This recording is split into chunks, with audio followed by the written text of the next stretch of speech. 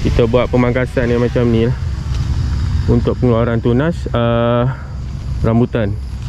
Nanti tunas-tunas dia akan keluar lah di bahagian-bahagian yang kita telah buat pemangkasan. Nanti dia akan keluarkan tunas. Kita akan tinggalkan lebih kurang 2 atau 3 dahan yang macam ni lah, supaya untuk pengambilan baja semua kan, makanan, minuman. Kalau kita tinggalkan dogol, kemungkinan pokok ni akan mati. Kita akan tinggalkan macam ni lah, bahagian atas tu. Kita buat pemangkasan di bahagian bawah saja. Kita akan buat pembajaan semua nantilah. Ni musim-musim hujan ni okey kalau kita buat program macam ni.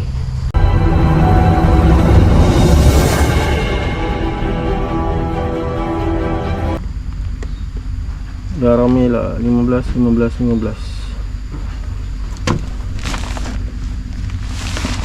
Yang 15.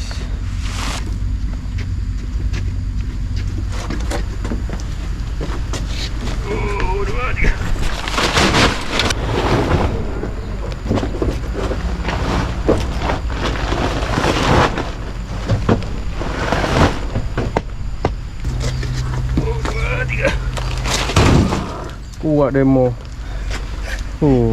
Kuat lah. Posisi ni menyanda. Menyanda dah. Bawa main gini. Boleh. Lepas ni kita tinggalkan bagi beg dulu. Kau. Ini bahaya ni kau. Ini yang penting ni poly bag. Semalam ni. Ini. Bahaya. Dengar ayat bahaya dah. Abang memang nak akak poly bag tu. Besok kau ni. Bukan kau takut. Nitrogen 15, fosfat 15, potasium 15. Lepas tu dia ada campuran lain lagi lah, tambahan kalsium 2.5%, sulfur 2%. 5, 6. Ni 6, satu lagi lah. 50 kilo kawan-kawan. Ni nak letak mana ni? Dekat rambutan juga lagi ke? Habis rambutan tu. So. Ada rambutan. Rambutan ada 3 dah. Assalamualaikum warahmatullahi wabarakatuh. Salam tani kepada rakan-rakan semua. Saya doakan agar kawan-kawan dalam keadaan sihat selalu, berada dalam rahmat Allah dan dipermudahkan segala urusan.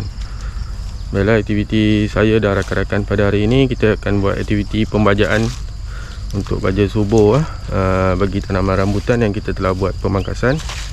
Seperti mana kawan-kawan boleh nampak, kita buat secara tabur.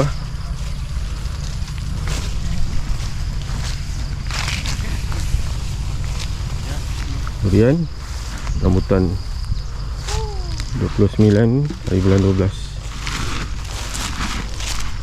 Rambutan. Weh, ada penyengat ke?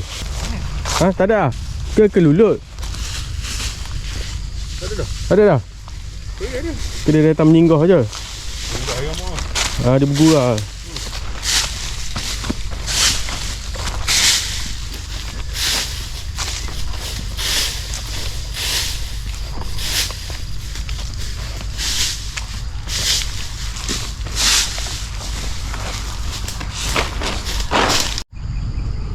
Okey, kita sudah siap hampir dalam 80%. Ada lagi berbagi 2 beg lagi. Ni satu belah sana, ada satu lagi dengan rakan saya.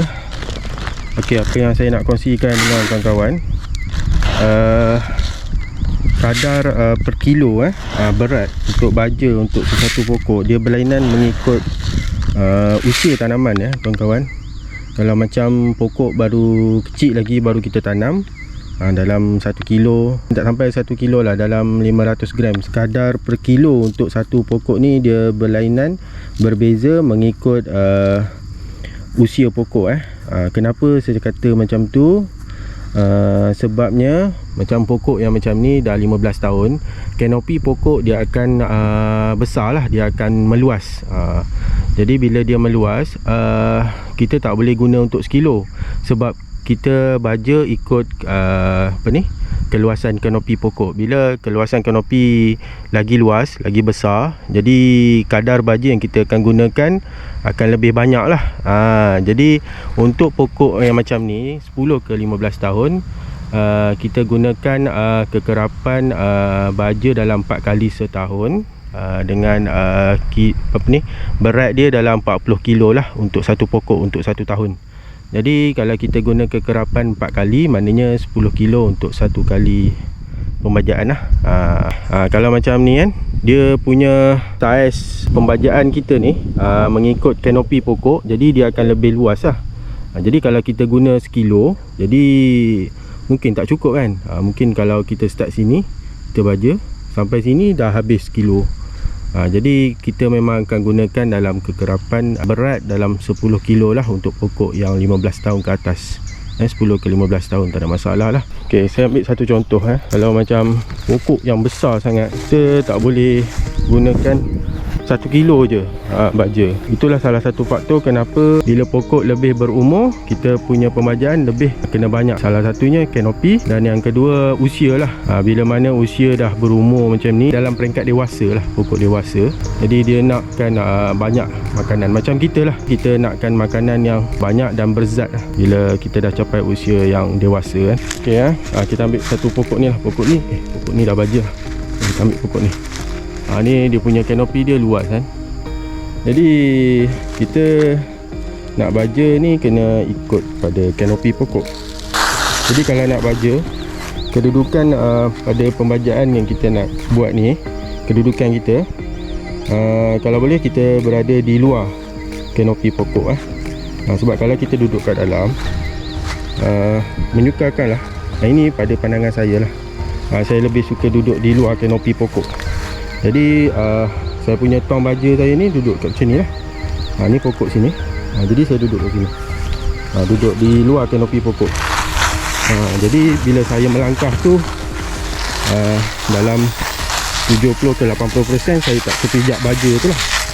Jadi saya keliling je macam ni.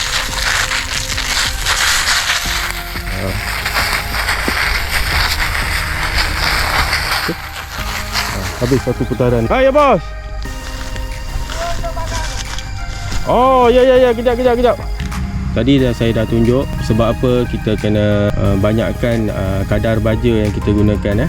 Kalau 40 kilo tu untuk baja organik. Kalau macam baja subur ni, baja kimia dalam 10 kilo lah untuk pokok 10 tahun ke atas. Untuk saya ada share kan kuantiti kekerapan baja apa yang kita perlu gunakan untuk tanaman durian. Untuk tanaman lain pun sama juga. Saya ada kongsikan dekat foto gambar dalam Facebook Minda Tani. Kawan-kawan boleh semak kat situ lah, boleh tengok kat situ. Kalau macam pokok yang baru kita buat cantasan ni, macam rambutan ni, kena banyakkan sikit lah. Kita bagi baja subur untuk pokok yang tak ada daun, pokok selepas buat pemangkasan, kita apply baja subur, bagi dia subur balik. Ataupun kita boleh buat selingan dengan baja organik.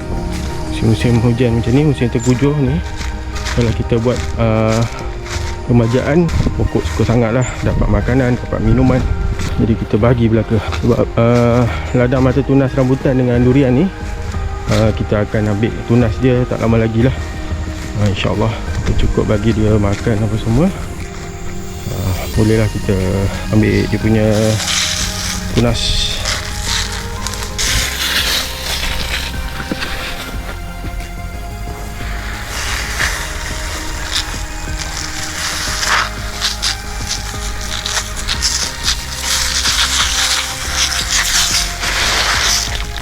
Beres. Okey, itu sajalah pada saya kawan-kawan. Sampai sengit-sengit topi. Tak apalah, kita buat kerja kan.